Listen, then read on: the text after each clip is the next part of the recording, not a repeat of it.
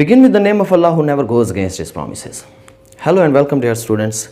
Today in this video we are going to study the story writing skills. Dear students, FSC, ICS और FA first year के अंदर एक question आता है story writing के हवाले से जो कि 10 नंबर का होता है। आप लोगों को 2 मॉरल लेसन्स दिए जाते हैं और आपने उस पर स्टोरी लिखनी होती है और उसमें से आप किस तरह से मैक्सिमम मार्क्स स्कोर कर सकते हो। आज इसी टॉपिक पर बात करने जा रहे हैं जिसमें हम 4 इम्पॉर्टेंट पॉइंट्स डिस्कस करेंगे और आप अगर इसी तरह से एक स्टोरी को लिख लेते हो तो आप maximum marks out of 10 score कर पाएंगे। 9 मार्क्स मैक्सिमम आप इसमें से स्कोर कर सकते हो अगर आपकी स्टोरी इफ़ेक्टिव लिखी हुई हो, मुतासिर कौन हो, मतलब कि जो कि जिसमें मिस्टेक्स बहुत कम हों और अच्छी लिखी हुई हो। तो पहले हम डिस्कस करते हैं कि स्टोरी बेसिकली होती क्या है। What is a story? Story is basically a narration of fictional और non fictional events including real or imaginary characters, involving real or imaginary characters। जो स्टोरी होती है बेसिकली ये फिक्शनल या नॉन फिक्शनल नरेशन होती है जिसके अंदर करेक्टर्स भी रियल या इमेजिनरी हो सकते हैं।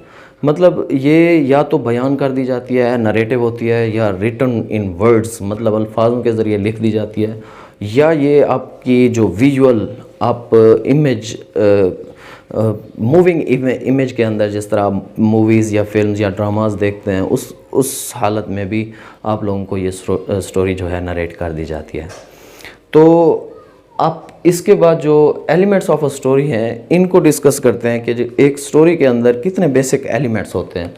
इसके 5 बेसिक एलिमेंट्स होते हैं। पहला जो है वो हमारा सेटिंग होता है, दूसरा जो है वो हमारे कैरेक्टर्स होते हैं,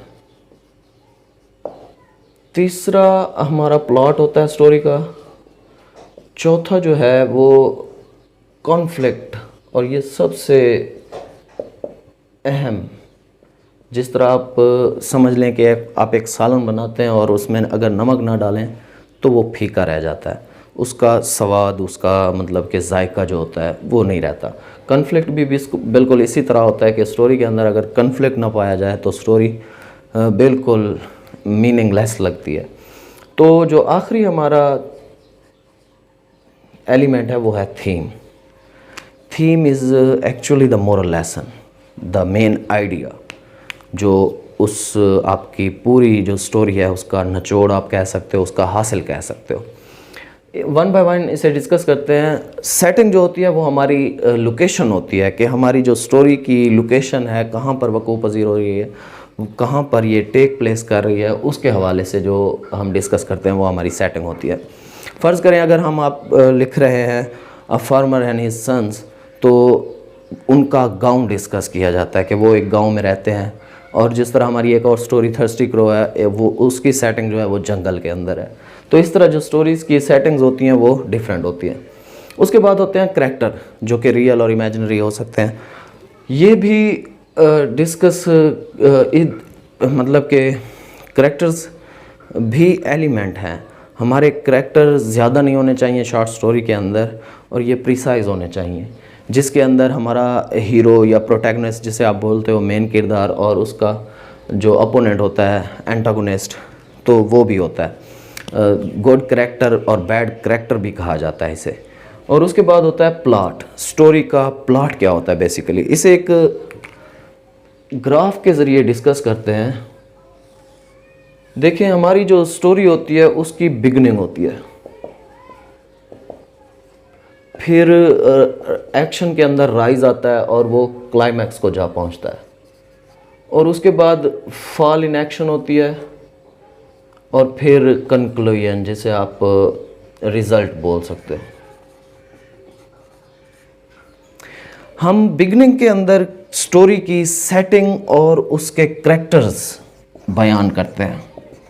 हमारी जो स्टोरी की बिगनिंग होती है उसके अंदर सेटिंग कि हमारी जो स्टोरी है उसकी लोकेशन मैंने जैसे आपको पहले भी डिस्कस कर दिया, और उसके करैक्टर्स को इंट्रोड्यूस किया जाता है। उसके बाद स्टोरी प्रोग्रेस करती है और वो अपने उस प्रॉब्लम, उस कन्फ्लिक्ट को हल करने की कोशिश करती है, जो कि उसका राइज होता है और वो उसमें फेल हो जाता है। जिस तरह अगर हम देखें कि प्यासा कौवा एक कहानी है, थर्स्टी क्रो।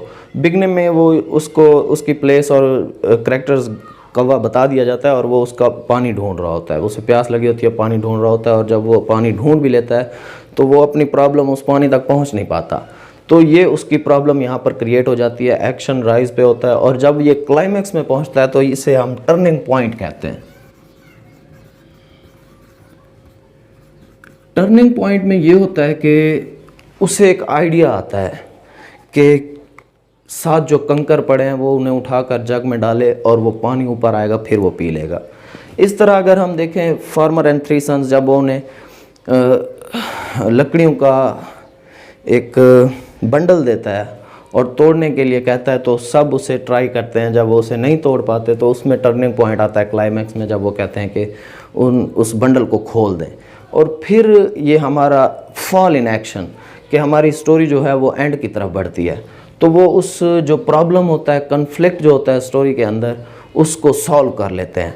तो जब वो कौवा कंकर डाल लेता है, पानी ऊपर आता है तो वो पी लेता है। ये हमारा फॉल इन एक्शन आ रहा है। तो और उसके बाद जो वो बंडल को, स्टिक को 1 बाय 1 तोड़ लेते हैं, तो ये हमारा फॉल इन एक्शन है। और उसके बाद कंक्लूजन, एंड हो जाती है कहानी, मतलब उसका फिर रिज़ल्ट आता है कि जो पूरी स्टोरी लिखना, मतलब कि उसका पूरा जो निचोड़ था, उसका जो हासिल था, रिज़ल्ट था, वो क्या बनता है कि थर्स्टी क्रो का बनता है ट्राई अगेन। और उसके बाद जो हमारा फार्मर एंड थ्री सन्स है कि इत्तेफाक में बरकत है। और इसके बाद जो हम चीज़ डिस्कस करने जा रहे हैं वो है कॉन्फ्लिक्ट। कॉन्फ्लिक्ट बेसिकली स्टोरी के अंदर जो प्रॉब्लम होती है उसको कहा जाता है। अगर स्टोरी के अंदर प्रॉब्लम ही ना आए तो वो स्टोरी बिल्कुल बेमानी लगेगी।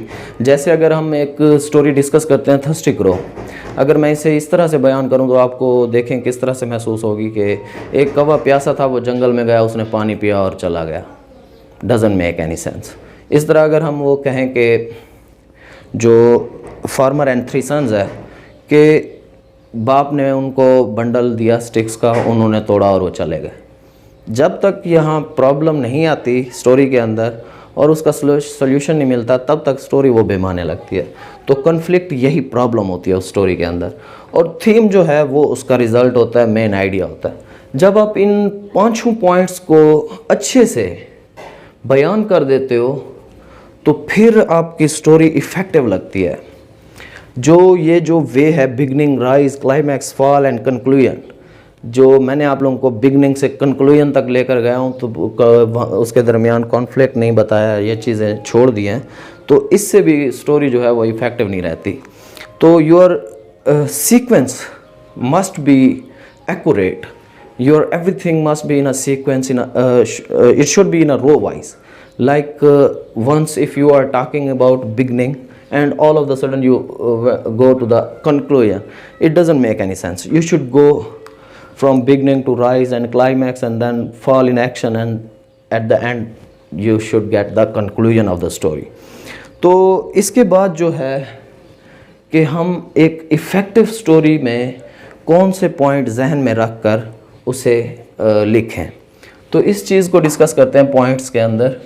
ये एक आप लोगों का इम्पोर्टेंट सवाल का आंसर भी हो सकता है, जिसके अंदर आप अक्सर पूछते रहते हैं कि स्टोरी की लेंथ क्या होनी चाहिए, स्टोरी को लिखा किस तरह से जाना चाहिए, स्टोरी का इंट्रोडक्शन किस तरह से लिखें, स्टोरी को कितने पेजेस पे एंड करें, और उसके अंदर मिस्टेक्स को किस तरह से देखें, कौन से टेंस फॉलो करें।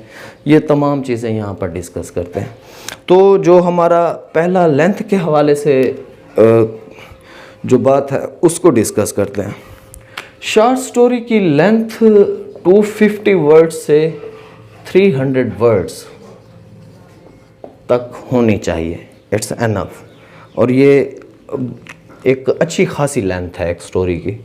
अब मैं इसे इस तरह से बयान नहीं कर सकता कि 2 पेज या इतनी लाइनें, क्योंकि कुछ बच्चे एक लाइन के अंदर 5 वर्ड भी लिख देते हैं, कुछ बच्चे 7-8 वर्ड भी एक लाइन के अंदर लिखते हैं, तो वो उसके अंदर कंट्रास्ट हो जाएगा, मतलब कि कॉन्फ्लिक्ट पाया जाएगा, तनाज़ मतलब कि आपको समझ नहीं आना। 250 वर्ड से 300 वर्ड्स की आप शॉर्ट स्टोरी लिखें। उसके बाद जो आपका है, आपने एक इफ़ेक्टिव इंट्रोडक्शन पैराग्राफ लिखना है।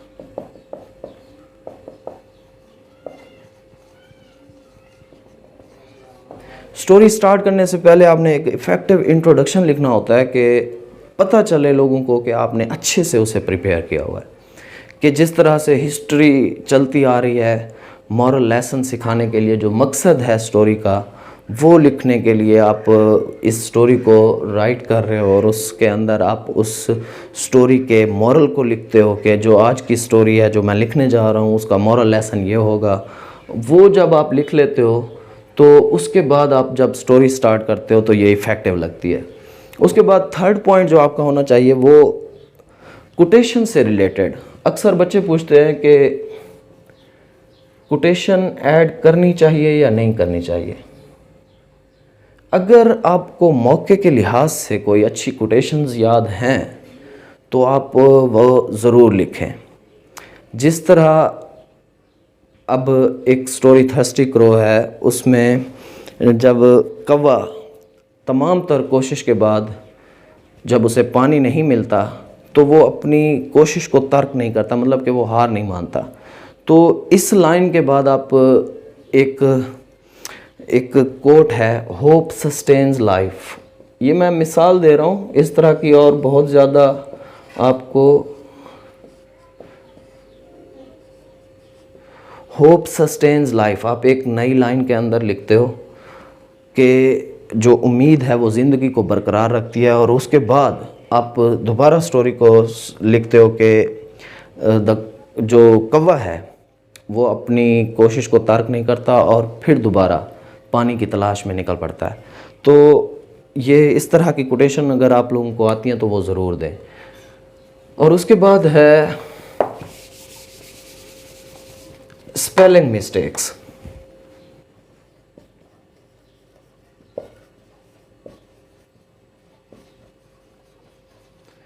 Avoid spelling mistakes, try to avoid spelling mistakes. आप फोकस करके स्टोरी को लिखें, उसके अंदर स्पेलिंग की ज़्यादा मिस्टेक्स ना हो। जब आप स्टोरी लिख रहे हैं उसके अंदर अगर स्पेलिंग मिस्टेक्स होंगी तो नंबर आपके जाने के चांसेस ज़्यादा बढ़ जाते हैं। और उसके बाद बिल्कुल इसी तरह ग्रामर मिस्टेक्स। ग्रामर मिस्टेक्स से भी आप लोगों ने क्या करना है, अवॉइड करना है। तो आप स्टोरी बेसिकली हिस्ट्री ही होती है, आप किसी पास्ट इवेंट को ही बयान कर रहे होते हो, तो ये बेसिकली पास्ट टेंसेस में ही ज़्यादा लिखी जाती है। और उसके बाद जो छठा पॉइंट है वो आपका ये है कि right the story neat and clean. मैं ये नहीं कहता कि मुख्तलिफ बच्चों की लिखाई जो राइटिंग होती है वो डिफरेंट होती है, लेकिन आप विजिबल लिखें, पढ़े जाने वाले अल्फाज हों, इस तरह ना हो कि एक दूसरे के ऊपर चढ़े हुए हों, उनके दरमियान स्पेस ना हो और लफ्ज़ सही से पढ़े ना जाएं। आप उनके दरमियान एक मतलब कि स्पेस दें और सेंटेंसेस को अच्छे से स्टार्ट करें, उनके दरमियान जो स्पेस है वो सही हो। और जब आप पैराग्राफ स्टार्ट करें उसे एक स्पेस देकर स्टार्ट करें। और 300 और ये 250 वर्ड्स को आपने कोशिश करें 3 पैराग्राफ्स के अंदर लिखें। पूरी जो स्टोरी है आपकी वो 3 पैराग्राफ्स के अंदर एंड हो जाए, इट्स एनफ। और सातवीं जो चीज़ है, सातवां पॉइंट आप इसे मेंशन कर दें कि जो आपकी अगर एक मिस्टेक हो जाती है, मिसाल के तौर पर जब आप एक स्टोरी लिख रहे होते हैं, आपकी एक पूरी लाइन गलत हो जाती है, तो अक्सर बच्चे उस पे ऐसे कर रहे होते हैं उसको मिटाने के लिए या उसे कटिंग करने के लिए, क्योंकि आपके पेपर के अंदर रिमूवर का इस्तेमाल नहीं होता। तो आप जब इस तरह से धब्बा लगा देते हो तो ऐसे फील होता है जैसे आपने यहाँ मतलब कि कोई जंग कर दिया लफ्ज़ों के साथ। इस तरह की मिस्टेक्स से गुरेज करें। आपका अगर कोई फ़िक्रा या कोई एक वर्ड गलत आप लिख भी जाते हैं आप, तो उसके दरमियान एक ब्रैकेट लगाएं और ऊपर एक छोटा सा क्रॉस लगा दें ताकि वो ज़्यादा रफ़ दिखाई ना दे। तो इस तरह करने की बजाय आप इस तरह से उसे वो करने की, ये जो रफ़ कटिंग है इससे आप अवॉइड करें। बाकी जो अब आपके इम्पोर्टेंट स्टोरीज़ हैं उनके हवाले से बात करते हैं, जो कि एक सिंगल स्टोरी के मल्टीपल मॉरल लेसन्स पॉसिबल हो सकते हैं, ताकि जो जितना भी आपके अगर 30 मॉरल लेसन्स भी बन जाते हैं तो वो आपके लिए इनफ हैं। एक 8 स्टोरीज़ हैं जिनके मुख्तलिफ मॉरल लेसन्स हैं, उनमें आप वही 8 stories with different moral lessons लिख सकते हैं। और चूँकि ये एक अनसीन टॉपिक है, आप लोगों को पहले मेंशन नहीं किया जाता कि इस टॉपिक में से मतलब इतनी स्टोरीज़ में से या इतने मॉरल लेसन्स में से कोई स्टोरी लिखना होगी। ये अनसीन ही होता है कि कोई भी मॉरल लेसन अपेयर हो सकता है, उस पर आपको स्टोरी लिखना होगी। ये कुछ चंद आप लोगों के इम्पॉर्टेंट स्टोरीज़ हैं, और इन स्टोरीज़ में से इन स्टोरीज़ के जो पॉसिबल मॉरल लेसन आपके पेपर में अपेयर हो सकते हैं वो भी ये हैं। अब आप इनको वन बाय वन अगर स्क्रीनशॉट लेना चाहें तो स्क्रीनशॉट ले लें, अदरवाइज़ आप इसको लिख लें, नोट कर लें। ये जो आपकी पहली स्टोरी है द हेयर एंड टर्टोइज, ये इसके पॉसिबल जो मॉरल लेसन्स हैं वो ये 11 हैं। Slow and study wins the race, pride hath a fall, never make fun of others, preservation is key to success, haste makes waste, a stitch in time saves 9, look before you leap, success is for those who sleep after completion of their work, all that glitters is not gold, do not find fault with divine hand, appearance is deceptive। ये कोई भी इनमें से अगर moral lesson आ सकता है तो आ जाए तो आप ये स्टोरी खरगोश और कछुए वाली लिख सकते हैं। सेकंड हमारी स्टोरी है 3 friends and a bag of gold, जिसके पॉसिबल मॉरल लेसन्स हैं greed is curse, one who digs pit for others falls himself into it, never trust fair weather friends are selfish friends, don't build castle in the air, a friend in need is a friend in deed, as you sow so shall you reap, tit for tat, all covet all lost, don't play foul games, avoid fair weather friends. और तीसरी story है हमारी the farmer and his sons, जिसके possible moral lessons हैं union is strength, united we stand, divided we fall, unity is shield against defeat. चौथी हमारी story जो है the wood cutter and angel, उसके पॉसिबल मॉरल लेसन है truth always triumph, honesty is the best policy, virtue never goes unrewarded. पाँचवीं the wolf and lamb की है might is right, the dog and wolf, slavery is curse, freedom is blessing, hunger is preferable to slavery, the slave and lion, do good have good, उसका moral lesson है। आठवीं जो story हमारी वो एक moral lesson ही है खुदा rolling stones gathers no moss. और जो लास्ट स्टोरी है वो है थर्स्टी क्रो, जिसके पॉसिबल मॉरल लेसन्स हैं God helps those who help themselves, try again, necessity is the mother of invention, no pain no gain। Dear students, अगर किसी को ये जो 9 स्टोरीज़ हैं किसी को भी अगर ये चाहिए हों तो इंटरमीडिएट लेवल की लिखी हुई, तो वो मुझे कमेंट के अंदर अपना ईमेल एड्रेस लिख के भेज सकता है, मैं उसे सेंड कर दूंगा।